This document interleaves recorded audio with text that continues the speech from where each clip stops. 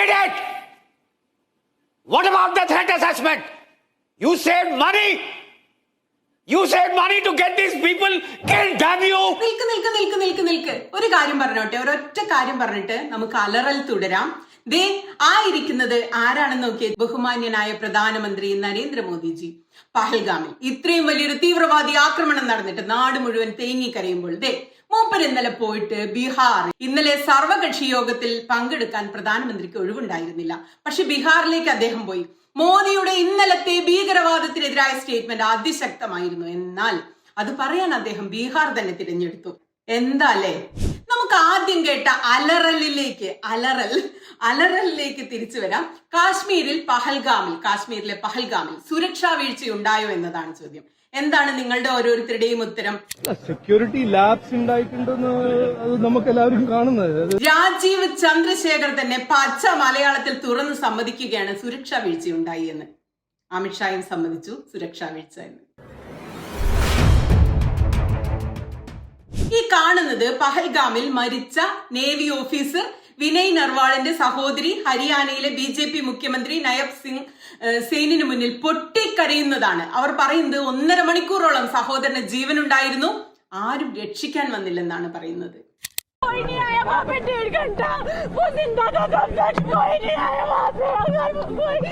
എന്തിനേറെ പറയുന്നു, മോദിയുടെ സ്വന്തം റിപ്പബ്ലിക് ചാനലിലെ അലറുന്ന സിംഹം ജനറൽ GD ബക്ഷി സുരക്ഷാ വീഴ്ചയെ കുറിച്ച് അലറിക്കരഞ്ഞുകൊണ്ട് പറയുന്നത് ഒന്ന് കണ്ടു നോക്കൂ. Now that poor sector 9 sector RR, those boys are being asked to look after 2 sectors because somebody felt manpower is not needed. Damn you, it's needed if you want to fight in the mountains. അദ്ദേഹം പറയുന്നത് വളരെ serious ആയ കാര്യങ്ങളാണ്. Covid കാലത്ത് 3 വർഷത്തേക്ക് പട്ടാളത്തിലേക്ക് recruitment നടത്തിയില്ല. നമ്മുടെ സേനയിൽ നിന്ന് 1.8 ലക്ഷം പേരെ പണം ലാഭിക്കാൻ വേണ്ടി വെട്ടിനിരത്തി പറഞ്ഞു വിട്ടു. ആരാണത് ചെയ്തത്? ത്രെട്ട് അസസ്മെന്റിനെ കുറിച്ച് എന്താണ് നിങ്ങൾക്ക് പറയാനുള്ളത്?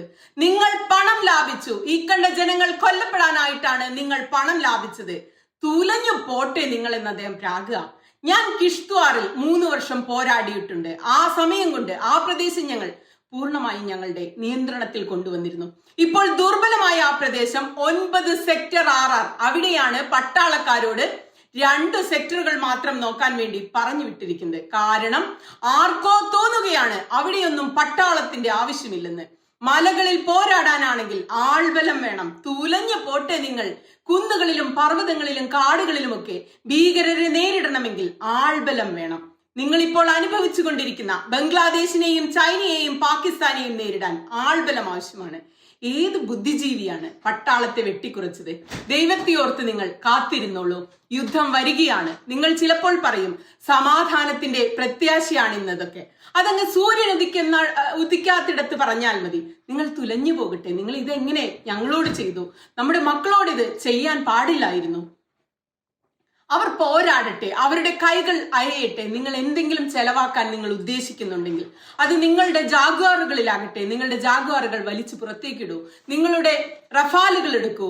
5th ജനറേഷൻ ഫൈറ്റേഴ്സിനെ എടുക്കൂ. നിങ്ങൾ നാട്ടിലുണ്ടാക്കുന്ന എയർ ടാഗുകൾ പുറത്തെടുക്കൂ. അവയൊക്കെ 300 വാങ്ങിയാൽ പോരാ, 1300 വാങ്ങണം. മക്കളെ, നിങ്ങൾ പോരാടാൻ തയ്യാറായിരിക്കൂ. നമ്മൾ പാക് അധിനിവേശ കാശ്മീരാണ് എടുക്കാൻ പോകുന്നത് എന്നൊക്കെയാണ് സംഘി സഹയാത്രികൻ ബക്ഷിയാൽ എന്റെ തൊണ്ട പൊട്ടി. അദ്ദേഹം അലറാണ്. സംഘികള് തന്നെ തൊണ്ട കീറി സുരക്ഷാ വീഴ്ചയെ കുറിച്ച് പറയുന്നു. അപ്പൊ പിന്നെ നമ്മളായിട്ടത് പൊതിഞ്ഞു വെക്കുന്നത് എന്തിനാണ്? നമുക്കും ചില സത്യങ്ങൾ തുറന്നു പറയാം. 2019 ഓഗസ്റ്റ് 5 ആർട്ടിക്കിൾ 370 റദ്ദാക്കിയതിനു ശേഷം കാശ്മീരിലെ സുരക്ഷ ശരിക്കും മെച്ചപ്പെട്ടിട്ടുണ്ടോ എന്നതാണ് ചോദ്യം.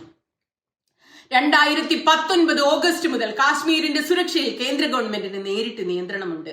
നിയന്ത്രണ രേഖയിൽ വർദ്ധിച്ചു വരുന്ന അക്രമ സംഭവങ്ങളുടെ പശ്ചാത്തലത്തിൽ ഏപ്രിൽ 8 ശ്രീനഗറിൽ ഒരു ഉന്നതതല യോഗം നടന്നു. ഉന്നതതല യോഗത്തിൽ നിന്ന് മുഖ്യമന്ത്രി ഒമർ അബ്ദുള്ളയെ മാറ്റി നിർത്തി. ഒമർ അബ്ദുള്ളയാകട്ടെ ഇപ്പൊ നരേന്ദ്രമോദിയുടെയും അമിത്ഷായുടെയും അടിമയെ പോലെയാണ് നടപ്പും നിൽപ്പും. തല്ലിക്കോ എത്ര വേണേലും തല്ലിക്കോ, ഒരു പരാതിയില്ല, ഞാൻ അടിമയായി നിന്നോളാം എന്ന മട്ടിലാണ് കാര്യങ്ങളുടെ പോക്ക്. ആർട്ടിക്കിൾ 370 അസാധുവാക്കിയതിനു ശേഷം കാശ്മീരിൽ തീവ്രവാദ സംഭവങ്ങളുടെ എണ്ണത്തിൽ കുറവുണ്ടായതായിട്ടാണ് ഔദ്യോഗിക കണക്കുകളിൽ നമുക്ക് കാണാനാകുന്നത്. ഈ നയം മാറ്റം മെച്ചപ്പെട്ട സുരക്ഷാ സാഹചര്യത്തിന് കാരണമായെന്ന് ഇന്ത്യൻ സർക്കാർ അവകാശപ്പെടുകയും ചെയ്യുന്നു. ഉദാഹരണത്തിന് 2018 228 സംഭവങ്ങളിൽ നിന്ന് 2023 46 സംഭവങ്ങളായി കുറഞ്ഞുവെന്ന്. ഈ കണക്കൊക്കെ ശരി തന്നെയാണോ? എന്നാൽ വലിയ ഭീകരാക്രമണങ്ങൾ ഇവിടെ അവസാനിച്ചിട്ടുമില്ല. 2019 പുൽവാമ ആക്രമണത്തിൽ 41 മരണം, 2024 റിയാസി ആക്രമണത്തിൽ 9 മരണം, ഇപ്പോൾ 2025 പഹൽഗാം ആക്രമണത്തിൽ 26 മരണം. വലിയ വലിയ സംഭവങ്ങൾ വീണ്ടും ആവർത്തിക്കുകയാണ്. ഉയർന്ന ആഘാതമുള്ള ആക്രമണങ്ങൾ തടയാൻ മോദി സർക്കാരിന് കഴിയുന്നില്ല. സ്ക്രോളിന്റെ ഇന്നലെ വന്ന ഒരു റിപ്പോർട്ടിൽ പറയുന്നത് ജമ്മു കാശ്മീരിന് നൽകിയിരുന്ന പ്രത്യേക ഭരണഘടനാ പദവി 2019 നരേന്ദ്രമോദി സർക്കാർ എടുത്തുകളഞ്ഞ് സംസ്ഥാനത്തെ 2 വ്യത്യസ്ത കേന്ദ്രഭരണ പ്രദേശമാക്കിയതോടെ കാശ്മീരിൽ തീവ്രവാദം അവസാനിച്ചുവെന്ന മോദിയുടെ ഭാരതീയ ജനതാ പാർട്ടി നടത്തിയ അവകാശവാദത്തിനുള്ള തിരിച്ചടിയാണ് ഇപ്പോൾ നടന്നിരിക്കുന്ന ഈ ആക്രമണം എന്നാണ്. ആക്രമണം സുരക്ഷാ വീഴ്ചയുടെ ഫലമാണെന്നും കേന്ദ്ര സർക്കാർ ഇതിന് മറുപടി പറയണമെന്നുമാണ് പ്രതിപക്ഷ പാർട്ടികൾ ഒന്നടങ്കം പറയുന്നത്. എന്നാൽ 2019 പുൽവാമ ആക്രമണത്തെക്കാൾ ക്രൂരമായ ഈ തീവ്രവാദ ആക്രമണം പ്രദേശത്ത് തെരഞ്ഞെടുക്കപ്പെട്ട ഒരു ഭരണകൂടം അധികാരത്തിൽ വന്നതിനു ശേഷമാണെന്നും ഉണ്ടായതെന്നും അല്ലാതെ കേന്ദ്ര സർക്കാർ നിയമിച്ച ലഫ്റ്റനന്റ് ഗവർണർ അധികാരത്തിൽ ഇരിക്കുമ്പോഴല്ലെന്നുമാണ് BJP അനുകൂല സോഷ്യൽ മീഡിയ അക്കൗണ്ടുകളിലെ ഒരു വലിയ വിഭാഗം ആരോപിക്കുന്നത്. അതായത് മുഖ്യമന്ത്രി ഒമർ അബ്ദുള്ളയുടെ ഭരണമാണ് ഇത്തരമൊരു സാഹചര്യം കാശ്മീരിൽ ഉണ്ടാക്കിയതെന്നാണ് അവർ പറയാതെ പറയുന്നത്. ഈ ആരോപണം എത്രത്തോളം ശരിയാണ്? ആർക്കാണ് ഉത്തരവാദിത്തം? കഴിഞ്ഞ 5 വർഷമായി കാശ്മീരിലെ തീവ്രവാദി ആക്രമണങ്ങളും തീവ്രവാദ സംഘടനകളിലേക്കുള്ള റിക്രൂട്ട്മെന്റുകളും കേന്ദ്ര സർക്കാരിന്റെ ഉരുക്കുമുഷ്ടി ഉപയോഗിച്ച് ഗണ്യമായി അടിച്ചമർത്തിയിരിക്കുകയാണ്. സുരക്ഷാ സേനയ്ക്കും ദേശീയരല്ലാത്ത സാധാരണക്കാർക്കും നേരെയുള്ള ആക്രമണങ്ങൾ ഉണ്ടായിട്ടുണ്ടെങ്കിലും 2019 മുമ്പുള്ള വർഷത്തെ അപേക്ഷിച്ച് മൊത്തത്തിലുള്ള മരണസംഖ്യ കുറവായിരുന്നു. ജമ്മു കാശ്മീർ ഒരു സംസ്ഥാനമായിരുന്ന 2019 ഓഗസ്റ്റിന് മുമ്പ് സൈന്യം ഉൾപ്പെടെയുള്ള മുഴുവൻ സുരക്ഷാ സംവിധാനവും മുഖ്യമന്ത്രിയുടെ നേതൃത്വത്തിലുള്ള ഒരു ഏകീകൃത ഉന്നതാധികാര സമിതിയുടെ കീഴിലായിരുന്നു. എന്നാൽ കേന്ദ്ര ഭരണ ചട്ടക്കൂടിൽ ന്യൂഡൽഹിയിൽ നിന്ന് നിയമിച്ച ലഫ്റ്റനന്റ് ഗവർണറാണ് സുരക്ഷയ്ക്ക് നേതൃത്വം നൽകിയിരുന്നത്.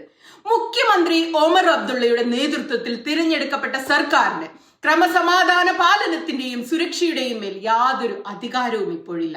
കാശ്മീർ താഴ്വരയിലെ രഹസ്യാന്വേഷണ ഏജൻസികൾ കേന്ദ്ര പ്രതിനിധിയായ ലഫ്റ്റനന്റ് ഗവർണർ മനോജ് സിൻഹയ്ക്കാണ് റിപ്പോർട്ടുകൾ നൽകുന്നത്. എന്തുതന്നെയായാലും 2019 ശേഷം ജമ്മു കാശ്മീരിലെ സുരക്ഷാ സംവിധാനത്തിന് മേലുള്ള നിയന്ത്രണം കേന്ദ്രം വർദ്ധിപ്പിച്ചിട്ടുണ്ട് എന്ന് റിപ്പോർട്ട് പറയുന്നു.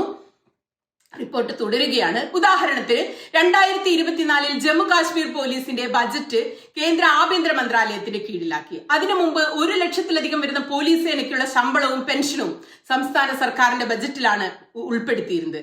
സുരക്ഷാ സംവിധാനത്തിന്റെ പ്രവർത്തനങ്ങൾ രാഷ്ട്രീയ ഇടപെടൽ കുറവാണ് എന്നതുകൊണ്ട് തന്നെ സാധാരണയായി ഗവർണർ ഭരണമാണ് സുരക്ഷാ ഏജൻസികൾ പൊതുവെ ഇഷ്ടപ്പെടുന്നത് എന്നാണ് പേര് വെളിപ്പെടുത്താൻ ആഗ്രഹിക്കാത്ത കാശ്മീരിലെ ഒരു പോലീസ് ഉദ്യോഗസ്ഥൻ സ്ക്രോളിനോട് പറഞ്ഞതായിട്ട് സ്ക്രോൾ റിപ്പോർട്ട് ചെയ്യുന്നത്. എന്നാൽ 2019 മുതൽ ഇവിടെ പോലീസ് പൂർണ്ണമായും കേന്ദ്രത്തിന്റെ നിയന്ത്രണത്തിലായി മാറി. വാസ്തവത്തിൽ കേന്ദ്ര ആഭ്യന്തരമന്ത്രി അമിത്ഷാ സുരക്ഷാ അവലോകന യോഗങ്ങൾ നടത്തുകയും അതിൽ നിന്ന് മുഖ്യമന്ത്രി ഒമർ അബ്ദുള്ളയെ ഒഴിവാക്കുകയും ചെയ്യുന്ന സംഭവങ്ങൾ ഇക്കഴിഞ്ഞ ദിവസവും ഉണ്ടായി. താഴ്വരയിലെ വിനോദസഞ്ചാര കേന്ദ്രങ്ങൾ സാധാരണയായി സെൻട്രൽ റിസർവ് പോലീസ് ഫോഴ്സ് അല്ലെങ്കിൽ ജമ്മു കാശ്മീർ പോലീസ് പോലുള്ള അർദ്ധ സൈനിക വിഭാഗങ്ങളാണ് സംരക്ഷിച്ചു വരുന്നത്. എന്നാൽ അതിശയകരമെന്ന് പറയട്ടെ, ബൈസാരനിൽ ഒരു സേനയും ഉണ്ടായിരുന്നില്ല എന്ന് നിരവധി ദൃക്സാക്ഷികൾ ഈ സംഭവത്തിന് ശേഷം പറയുന്നു. തൽഫലമായി ചൊവ്വാഴ്ച ഉച്ച കഴിഞ്ഞ് തീവ്രവാദികൾക്ക് പുൽമേട്ടിൽ സ്വതന്ത്രമായി എത്താൻ കഴിഞ്ഞു. ദൃക്സാക്ഷികളുടെ അഭിപ്രായത്തിൽ ആക്രമണത്തിന് ശേഷം ആദ്യം പുൽമേട്ടിലെത്തിയത് സുരക്ഷാ സേനയല്ല, മറിച്ച് പ്രദേശവാസികളായിരുന്നു. പ്രദേശത്ത് സുരക്ഷാ സേനയുടെ സാന്നിധ്യം ഉണ്ടായിരുന്നെങ്കിൽ അവർക്ക് തിരിച്ചടിക്കാൻ പോലും കഴിയുമായിരുന്നു എന്നാണ് പഹൽഗാമിലെ ഒരു നിവാസി സ്ക്രോളിനോട് ഈ റിപ്പോർട്ടിൽ പറയുന്നത്. ഒരു പക്ഷേ മരണസംഖ്യ 26 എത്തുക പോലും ഇല്ലായിരുന്നു. ആക്രമണ സമയത്ത് പുൽമേട്ടിൽ ഏകദേശം 500-600 വിനോദസഞ്ചാരികൾ ഉള്ളിടത്താണ് സുരക്ഷാ സേന ഇല്ലാത്തത്. പഹൽഗാമിലെ തീവ്രവാദ ആക്രമണങ്ങളുടെ ചരിത്രം തന്നെയുണ്ട്. അതിനാൽ ഈ പ്രദേശത്ത് സുരക്ഷാ സേനയെ വിന്യസിക്കാത്തത് എന്തുകൊണ്ടാണെന്ന് മനസ്സിലാവുന്നേയില്ല. സാധാരണക്കാർ തീവ്രവാദികളുടെ ബുള്ളറ്റിന് ഇരയാകുന്നത് ഇത് ആദ്യത്തെ സംഭവമൊന്നുമല്ല. 2000 അമർനാഥ് ബേസ് ക്യാമ്പിൽ ഉണ്ടായിരുന്ന 32 സിവിലിയൻസിനെയാണ് വെടിവെച്ച് വീഴ്ത്തിയത്. അതിൽ കൂടുതൽ പേരും തീർത്ഥാടകരായിരുന്നു. മരിച്ചവരിൽ പ്രദേശത്തുള്ള 7 മുസ്ലിങ്ങളും ഉണ്ടായിരുന്നു. 2001 2002 തീവ്രവാദികൾ വീണ്ടും തീർത്ഥാടകരെ തന്നെ ഈ മേഖലയിൽ ലക്ഷ്യമിട്ടിട്ടുണ്ട്. അന്ന് 24 പേരാണ് കൊല്ലപ്പെട്ടത്. ബൈസാരൻ താഴ്വരയ്ക്ക് രക്തരൂക്ഷിതമായ ചരിത്രമുണ്ടായിട്ടും പ്രദേശം അമർനാഥ് ക്ഷേത്രത്തിന് 50 കിലോമീറ്റർ മാത്രം അകലെയായിട്ടും പഹൽഗാമിൽ സുരക്ഷ വെട്ടിക്കുറച്ചത് എന്തിനെന്ന് മനസ്സിലാവുന്നില്ല. ബൈസാരനിലെ സുരക്ഷയുടെ അഭാവത്തിന്റെ ഒരു കാരണമായി സുരക്ഷാ ഉദ്യോഗസ്ഥർ പറയുന്നത് ഈ പുൽമേട് അമർനാഥിലെ പുണ്യ ഗുഹാക്ഷേത്രത്തിന്റെ യാത്രാപരിധിയിൽ വരുന്നില്ല എന്നതാണ്. സാധാരണ രീതിയിൽ അമർനാഥ് പുണ്യക്ഷേത്രത്തിലേക്കുള്ള വഴി സുരക്ഷിതമാക്കുക എന്നാണ് അദ്ദേഹം പറയുന്നത്. ഒരു പക്ഷേ ബൈസാരനിലെ വിന്യാസത്തിന് സമാനമായ മുൻഗണന ഇവിടെ നൽകുന്നില്ല എന്നർത്ഥം. ഇതല്ല ക്ഷേത്രത്തിലേക്കുള്ള വഴി എന്നാണ്. ബൈസാരൻ പുൽമേടുകളിൽ തീവ്രവാദികൾ എങ്ങനെ എത്തപ്പെട്ടു എന്നതിന് ഔദ്യോഗിക വിശദീകരണമൊന്നും ഇതുവരെ ലഭിച്ചിട്ടില്ല. പക്ഷെ ഇവിടുത്തെ ഭൂപ്രകൃതി ചില ഉത്തരങ്ങൾ പറയാതെ പറയുന്നുണ്ട്, അല്ലെങ്കിൽ പകൽ പോലെ പറയുന്നുണ്ട്. പഹൽഗാമിൽ നിന്ന് 3 കിലോമീറ്റർ മുതൽ 4 കിലോമീറ്റർ വരെ കുന്നിൻ പ്രദേശങ്ങളിലൂടെ സഞ്ചരിച്ചാൽ എത്തിച്ചേരാവുന്ന എല്ലാ വശങ്ങളിലും ഇടതൂർന്ന വനങ്ങളാൽ ചുറ്റപ്പെട്ട ഒരു പച്ചപ്പുല്ല് നിറഞ്ഞ പ്രദേശമാണ്, പുൽമേടാണ് ബൈസാരൻ. ബൈസാരന്റെ തെക്കു ഭാഗത്തായി കോക്കർനാഗ് കുന്നുകളും കിഴക്കൻ മഞ്ഞുമൂടിയ കിഷ്ക്വാർ പർവ്വത നിരകളുമുണ്ട്. ജമ്മുവിന്റെ ചൈനാബ് താഴ്വര മേഖലയുടെ ഭാഗമായ കിഷ്ത്വാർ ജില്ല കഴിഞ്ഞ കുറച്ച് വർഷങ്ങളായി സുരക്ഷാ സേനയ്ക്കെതിരെ തീവ്രവാദികൾ നടത്തുന്ന ഉയർന്ന കൃത്യതയുള്ള ആക്രമണങ്ങളുടെ വേദിയാണ്. 2 ആഴ്ചയ്ക്കുള്ളിൽ ഏപ്രിൽ 12-ന് കിഷ്ത്വാർ ജില്ലയിലെ ചത്രൂ വനമേഖലയിൽ വെച്ച് ജെയ്ഷെ ഇ മുഹമ്മദ് തീവ്രവാദ ഗ്രൂപ്പിന്റെ ഒരു ഉന്നത കമാൻഡർ ഉൾപ്പെടെയുള്ള 3 തീവ്രവാദികളെ സുരക്ഷാ സേന വെടിവെച്ച് കൊന്നിരുന്നു. അമേരിക്ക, റഷ്യ, ഫ്രാൻസ് തുടങ്ങിയ ലോകത്തെ മിക്ക രാജ്യങ്ങളിൽ നിന്നും മോദി സർക്കാരിന് വലിയ നയതന്ത്ര പിന്തുണ ലഭിക്കുന്നുണ്ട്. ആക്രമണത്തിന് പിന്നിലുള്ളവരെ വെറുതെ വിടില്ലെന്നാണ് കേന്ദ്രം തന്നെ പ്രതിജ്ഞ എടുത്തിരിക്കുന്നത്. നരേന്ദ്രമോദി അത് ആവർത്തിച്ചു പറഞ്ഞു. പ്രതികൾക്ക് ഉടൻ തന്നെ തക്ക മറുപടി നൽകുമെന്ന രാജ്യത്തിന്റെ ഉറപ്പ് നൽകാൻ താൻ ആഗ്രഹിക്കുന്നുവെന്നാണ് പ്രതിരോധ മന്ത്രി രാജ്നാഥ് സിംഗ് വ്യക്തമാക്കുന്നത്. കാശ്മീരിലെ രാഷ്ട്രീയ നിരീക്ഷകരെ സംബന്ധിച്ചിടത്തോളം ഈ ആക്രമണം ഇന്ത്യയും പാകിസ്ഥാനും തമ്മിലുള്ള സംഘർഷത്തിലേക്ക് വീണ്ടും വെളിച്ചം വീശിയിരിക്കുകയാണ്. വീണ്ടും ഒരു യുദ്ധത്തിലേക്ക് ഇന്ത്യയും പാകിസ്ഥാനും പോവുകയാണോ എന്ന് പലരും ചർച്ച ചെയ്യുന്നു. കാശ്മീർ ഇപ്പോഴും ഒരു പ്രശ്നബാധിതമായ പറുദീസയാണെന്ന് ഈ ആക്രമണം ഓർമ്മിപ്പിക്കുന്നുവെന്നാണ് കാശ്മീരിലെ ഒരു രാഷ്ട്രീയ നിരീക്ഷകൻ പറഞ്ഞത്. കാശ്മീരിൽ സമാധാനം ഒരു വിദൂര സ്വപ്നമായി തുടരുന്നു. എന്നിരുന്നാലും ഒരു ആക്രമണത്തിനെതിരെ കാശ്മീരികൾ ഇത്രയും വലിയ തോതിൽ പ്രതിഷേധിക്കുന്നത് തന്റെ ഓർമ്മയിൽ പോലും ആദ്യമാണെന്ന് 1980-കളുടെ അവസാനം മുതൽ കാശ്മീരിലെ കലാപം റിപ്പോർട്ട് ചെയ്ത ഒരു മുതിർന്ന കാശ്മീരി പത്രപ്രവർത്തകൻ പറയുന്നു. പഹൽഗാമിലെ വിനോദസഞ്ചാരികളുടെ കൊലപാതകങ്ങളിൽ പ്രതിഷേധിച്ച് ബുധനാഴ്ച കാശ്മീർ താഴ്വരയിൽ സ്വമേധയാ ബന്ദ് ആചരിക്കുകയുണ്ടായി. ഇതൊക്കെ ഇത്രയും ഒരു കൂട്ടായ്മ ആദ്യമായിട്ടാണ്. സാധാരണക്കാരെ ലക്ഷ്യം വെച്ചുള്ള കൊലപാതകങ്ങളെ പൊതുജനങ്ങൾ അപലപിക്കുന്ന അപൂർവ സംഭവമായി ഇത് മാറി. മുൻകാലങ്ങളിൽ കാശ്മീരികൾ തീവ്രവാദികൾക്കെതിരെ പ്രതിഷേധിച്ചിട്ടില്ല എന്നല്ല പറയുന്നത്. പക്ഷേ അതെല്ലാം പ്രാദേശികമായത് അക്രമങ്ങൾ നടന്നയിടങ്ങളിലൊക്കെ ഒതുങ്ങി നിൽക്കുന്നതായിരുന്നു. പക്ഷെ ഇത്രയും വലിയ വ്യാപകമായ രാജ്യവ്യാപക പ്രതിഷേധം ആദ്യമായിട്ടാണ്. വളരെ കാലത്തിന് ശേഷം ഒരു തീവ്രവാദി കൂട്ടക്കൊലയെ ജനങ്ങൾ ഇത്രയും വലിയ തോതിൽ അപലപിക്കുന്നു. രാജ്യം ഒറ്റക്കെട്ടായി ഒന്നിച്ചു നിൽക്കുന്നു. കാശ്മീരിലെ പഹൽഗാമിലെ തീവ്രവാദി ആക്രമണത്തിൽ 26 പേരാണ് കൊല്ലപ്പെട്ടത്. മരവിച്ചു നിൽക്കുകയാണ് ബൈസാരൻ വാലി. മരണം തളം കെട്ടി നിൽക്കുന്ന വാലിയിൽ നിന്ന് വിനോദസഞ്ചാരികൾ തിരക്കെ പോകുന്ന തിരക്കിലാണ്. തീവ്രവാദികൾക്കായി അടുത്തുള്ള കാടുകളിൽ സുരക്ഷാ സേന തിരച്ചിൽ നടത്തിക്കൊണ്ടിരിക്കുന്നു. വിനോദസഞ്ചാരികളെ കൊണ്ട് കുതിരപ്പുറത്ത് ബൈസാരനിലെത്തിക്കുന്ന അനന്ത്നാഗ് ജില്ലയിലെ തൊഴിലാളിയായ സയ്യിദ് ആദിൽ ഹുസൈൻ ഒഴികെ കൊല്ലപ്പെട്ട ഫയർഫോഴ്സ് ജീവനക്കാരനായ അരുണാചൽ സ്വദേശിയും 58 വയസ്സുകാരനുമായ ഇൻഡോർ സ്വദേശിയും അടക്കം എല്ലാവരും ഹിന്ദുക്കളാണ്. വ്യാജ വാർത്തകൾ ധാരാളം പ്രചരിക്കുന്നുണ്ട്. നമ്മളത് വിശ്വസിക്കേണ്ട ആവശ്യമില്ല. എന്റെ കൂടെ ആ പാവം മുസാഫിർ എന്ന് പറഞ്ഞ driver, Kashmiri driver and another driver mister Sameer, അവര് 2 പേരും എന്റെ അനിയനും ചേട്ടനും കൊണ്ട് നടക്കണ പോലെ എന്നെ മോർച്ചറി കൊണ്ടുപോകാനും ഐഡന്റിഫിക്കേഷനും രാത്രി 3 മണിവരെ ഞാൻ മോർച്ചറിയുടെ മുമ്പിലായിരുന്നു. അപ്പൊ ഇപ്പൊ ആവില്ല എന്ന് പറഞ്ഞ് പിന്നെ പോയി ഹോട്ടലിൽ പോയി രാവിലെ 6 മണിക്ക് തിരിച്ചു വന്നു. അതിനൊക്കെ ഇയാളിങ്ങനെ ഒരു അനിയത്തിയെ പോലെ കൂടെ നടന്ന്. ഞാൻ പറയുകയാണെങ്കിൽ കശ്മീരിൽ പോയി എനിക്ക് 2 ബ്രദേഴ്സിനെ കിട്ടിയെന്നാ ഞാൻ ഇന്നലെ അവരോട് എയർപോർട്ടിൽ വെച്ച് ബൈ പറഞ്ഞപ്പോ പറഞ്ഞ അല്ല അവരെ രക്ഷിക്കട്ടെ എന്നും പറഞ്ഞു. ഇന്നലെ കണ്ട ഹൃദയം തണുപ്പിക്കുന്ന ഒരു കാഴ്ചയായിരുന്നു ഈ വീഡിയോ. പഹൽഗാമിൽ മരിച്ച മലയാളിയായ രാമചന്ദ്രന്റെ മകൾ സംസാരിക്കുകയാണ്. എങ്ങനെയാവണം ഇത്തരം ഒരു സന്ദർഭത്തിൽ സംസാരിക്കേണ്ടതും പെരുമാറേണ്ടതും എന്നതിന്റെ ഒരു പാഠപുസ്തകമാണ് പെൺകുട്ടി. പ്രധാനമന്ത്രിക്ക് കണ്ടുപിടിക്കാം. മരിച്ച രാമചന്ദ്രൻ RSSകാരനായിരുന്നു. എന്നിട്ടും രാജ്യം കത്താൻ മാത്രം പ്രഹരശേഷിയുള്ള സംഭവത്തിൽ മകൾ പ്രകടിപ്പിച്ച ആത്മസംയമനം അഭിനന്ദനാർഹമാണ്. നല്ല വാക്കുകൾക്ക് ബിഗ് സല്യൂട്ട്.